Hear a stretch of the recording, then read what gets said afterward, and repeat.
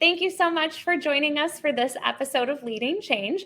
I've got Chris with me today, and we're going to be talking about transformation specific to the finance space.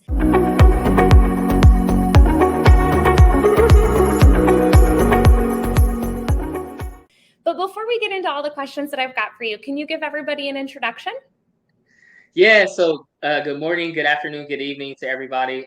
This is Chis Ortega. I'm CEO of Fresh FP&A, and Fresh FP&A is a consultancy focused on finance transformation and scalable solutions for businesses. Basically, what we do is we help transform and scale your finance organization by providing factorial CFO, FP&A, and finance support.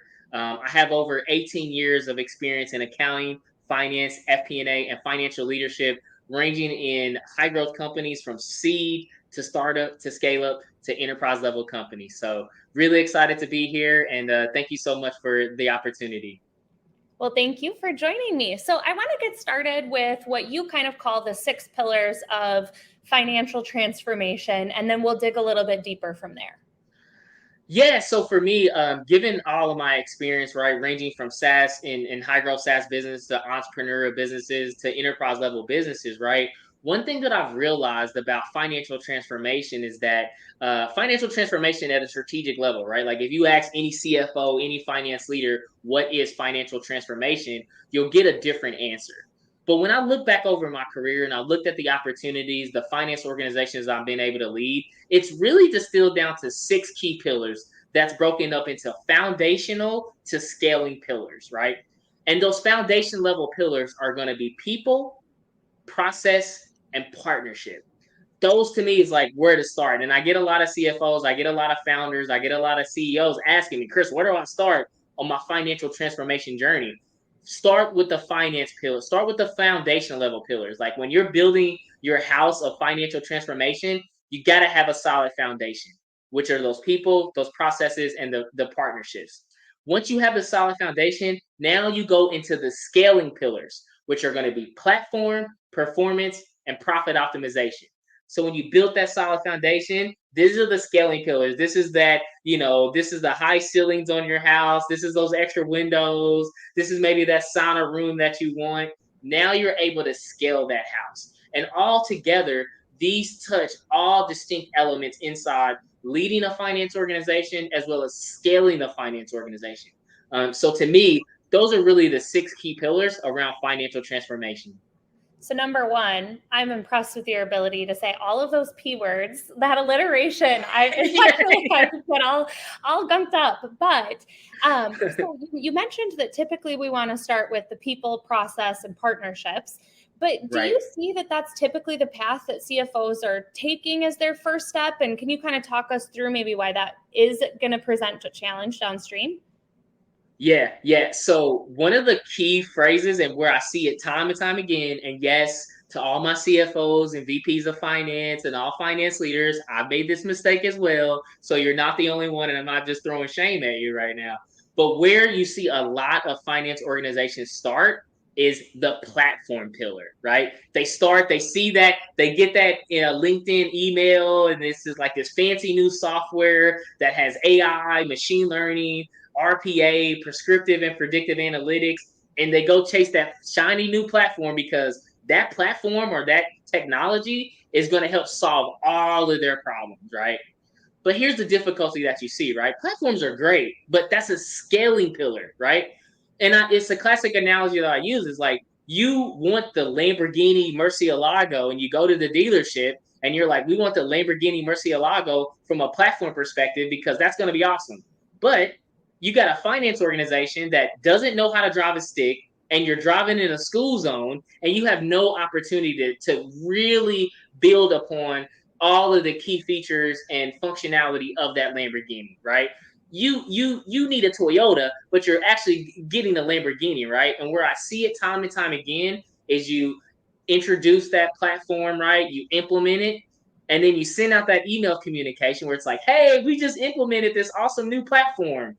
And then you fast forward 8 months, 6 months, 12 months later, and you got your finance organization, you got your business partners that are like, did finance just implement like a new platform like a couple years ago? You haven't integrated it. So to me, that is the fundamental fallacy that I see a lot of organizations. I've done it myself, and I see a lot of finance leaders going directly after that platform. Start with the foundation. Go to your people. Go to your processes. Go to the partnerships that you have first, then bring in the technology to scale the overall value proposition. So that is a fundamental mistake that I see a lot of finance leaders make. Chris, people are going to think I planted you as a part of this conversation, because that's exactly what I say all the time, is that digital transformation should, yes, there's the digital part of it. The technology part should be an enabler for your people and your process. And you need to kind of start by asking yourself, what are the business outcomes that I'm looking to enable? Where is my team at today? And what are my customers asking for? And then build your strategy from there with partners that are going to help you move through all of the nuances that come your way. And then you can bring in the technology, and then you're ready for the shiny new objects and all of the exciting things that are going to be able to enable these new processes that we're talking about. So I'm right here with you, and I'm so excited for that. But now I want you to kind of take out your crystal ball and give us your prediction of where you think we're going to be 3 to 5 years from now, and how that's going to look different than the point that we're at today. Yeah, and I think this is like one of the biggest opportunities right now. This is our, as a finance CFO, any person in finance right now, this is our 15 minutes of fame, right? Why do I say that? Because when you look at how finance, how FP&A, how accounting, how the office of the CFO have evolved around three core pillars, we're great collaborators, we're great communicators, and we're bringing clarity to the business by being great connected inside the business. This is an opportunity to rewrite the legacy of what it means to be a CFO and a financial professional of the future. What was the catalyst that has done that? Well, when you look back over the pre and post pandemic finance organizations, the business has now set a new milestone and a new expectation of what they need out of the finance organization, right? Like before, the business was like, hey, you get us the numbers, you're following all the IFRS and US GAAP knowledge, you're doing all of this. That's all table stakes now. Now the business are one. How are you able to help me create value inside of the organization? How are you able to collaborate inside the organization? How are you able to turn complexity and uncertainty into clear, concise conclusions that the business can understand? Like the whole skill set, mindset, passion, and talents that are expected out of the business, we have that opportunity to feel that. And what that means is like we're changing the game. Like we're going to change what it means to be a CFO professional of the future, right? The art of storytelling, collaboration, communication, being technology adopters and not laggers, right? Leveraging best in class tools and technologies to help streamline our processes.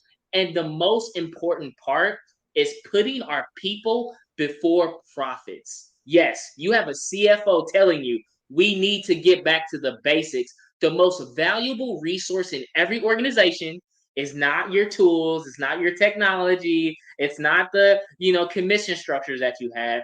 The most important value asset is our people. And we have an opportunity right now to develop a tremendous legacy that is going to bring tremendous value to our organizations. And we get to have fun along the way. You heard it here first. This is the moment of the CFO. So live and breathe in it and embrace it, and reach out to either one of us if you've got questions about how you should move forward with your digital transformation. Thank you so much for joining me today, Chris. And for anybody that isn't already, make sure you make your way over to his LinkedIn, give him a follow there. But thank you so much for joining us, everybody, and have a wonderful Thank you so much. Thank you so much for joining me for this episode of Leading Change. If you liked what you saw, be sure to subscribe and come back weekly for more expert interviews on digital transformation, change management, and emerging technologies.